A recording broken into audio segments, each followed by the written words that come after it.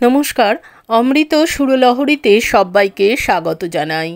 আমি সুপ্রিয়া। আজ আপনাদেরকে শোনাবো ঈশ্বর ও মানুষ এই দুজনের মধ্যে পার্থক্য কী।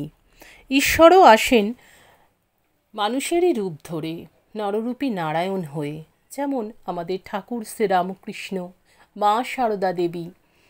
কিন্তু তাদের সঙ্গে আমাদের পার্থক্যটা কোথায়? আমরা কেন ঠাকুর হতে পারবো না?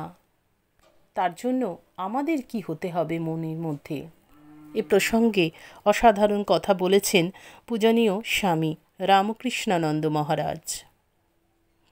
তিনি বলছেন, ঠাকুর কখনো কারো বিরুদ্ধে বলতেন না।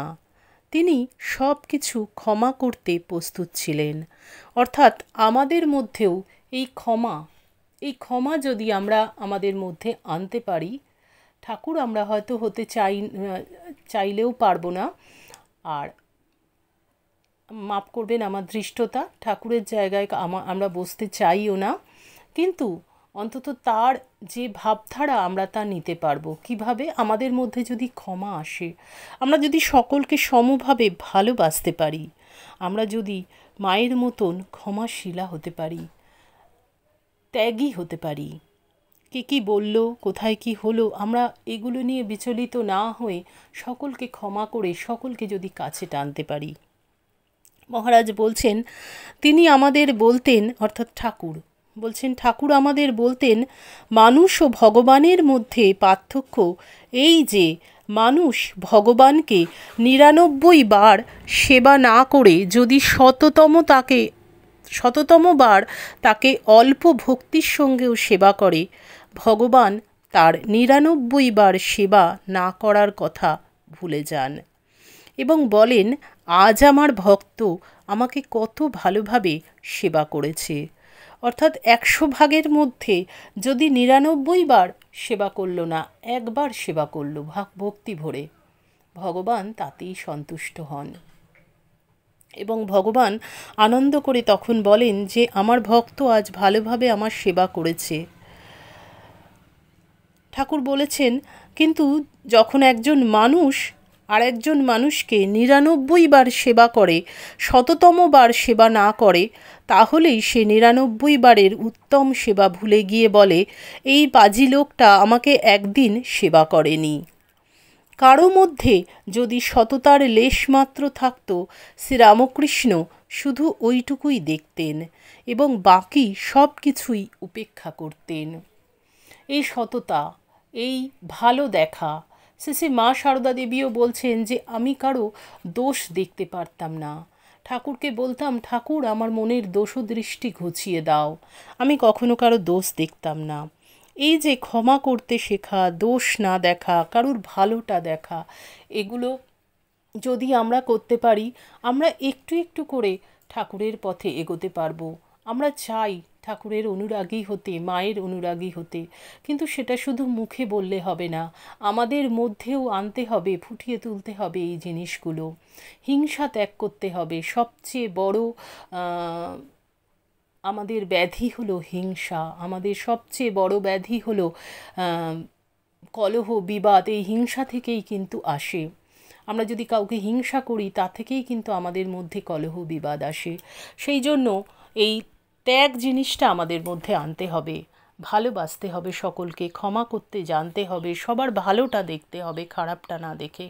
এগুলো করতে পারলেই কিন্তু আমরা একটু একটু করে ঠাকুর রামকৃষ্ণদেবের অনুরাগী হতে পারবো বা ঈশ্বরের অনুরাগী হতে পারবো। ভগবান শ্রীকৃষ্ণও এই একই কথাই বলে গেছেন বারবার, অভিমান শূন্যতা, ক্ষমা, সহনশীলতা, দয়া, প্রেম, ভালোবাসা, মমতা, এগুলো থাকতে হবে। তবেই সে হবে মনুষ্যত্ব থেকে দেবত্বে উন্নীত।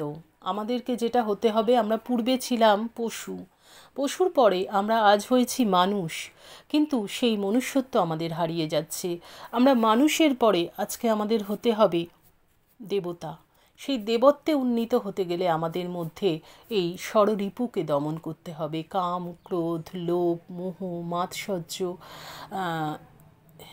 ঈর্ষা, এগুলো আমাদের মধ্যে থেকে ত্যাগ করতে হবে, ভালো দেখতে হবে, সব ভালো। ঈশ্বর হলেন সেই ভালো, যা কিছু ভালো সব ঈশ্বর। কালকেই একটা মঠে গিয়ে প্রসাদ আপনাদের সঙ্গে শেয়ার করছি ঘটনাটা। আমি ইচ্ছা হয় খুব প্রসাদ পেতে, তো আমি মঠে গিয়ে বললাম, আমি এবং আমার মা গিয়ে তো প্রসাদ পেলাম। দেখবেন ঠাকুরের প্রসাদে, আমি আর আমার মা গতকাল এইটাই আলোচনা করছিলাম যে ঠাকুরের প্রসাদে কখনো না নুন বেশি, না ঝাল বেশি, না কিচ্ছুটি হয় না, কারণ তার দৃষ্টি, তার দৃষ্টি মানেই কিন্তু ভালো, যা কিছু ভালো। তো সেই তার দৃষ্টি পেতে গেলে আমাদের মধ্যেও সেই ভালোটাকে আনতে হবে, সবার আগে আমাকে চেষ্টা করতে হবে, তবে তো ঈশ্বর এগিয়ে আসবেন না। সেই আমার চেষ্টাটা সবার আগে দরকার। আর সেই ভালো হলো ত্যাগ, ক্ষমা, এগুলো, ভালোবাসা, এগুলো আনা। আশা করি আমাদের আজকের আলোচনা আপনাদের ভালো লাগলো এবং আপনারা প্রত্যহ বলছেন ভালো লাগছে। আপনাদের অকুণ্ঠ ভালোবাসার জন্য আজ আমি ২৭,০০০ সাবস্ক্রাইবার অতিক্রম করলাম এবং আপনাদের ভালোবাসায় আজ একটু একটু করে এগিয়ে চলেছি। ঠাকুর মায়ের স্মরণ মনন আমরা সকলে একসঙ্গে করছি, ভীষণ ভালো লাগছে আমারও। আজকের মতন বিদায় নেব, যেতে যেতে বলবো আজকের ভিডিও যদি ভালো লাগে অবশ্যই একটা লাইক দেবেন, কমেন্ট করবেন, বন্ধুদের মধ্যে শেয়ার করবেন, তাদের আরও বেশি বেশি করে ঠাকুর মায়ের কথা জানানোর জন্য। ঠাকুর মায়ের কৃপায় আপনারা সকলে খুব ভালো থাকুন, সুস্থ থাকুন, সকলের মঙ্গল হোক, সকলের ভালো হোক। তাদের চরণে আভূমি লুণ্ঠিত প্রণাম জানিয়ে আজকের ভিডিও এখানেই শেষ করছি। হরি ওম তৎসৎ। রামকৃষ্ণ অর্পণমস্তু। জয় মা শারদেশ্বরী, জয় তু স্বামীজি মহারাজ।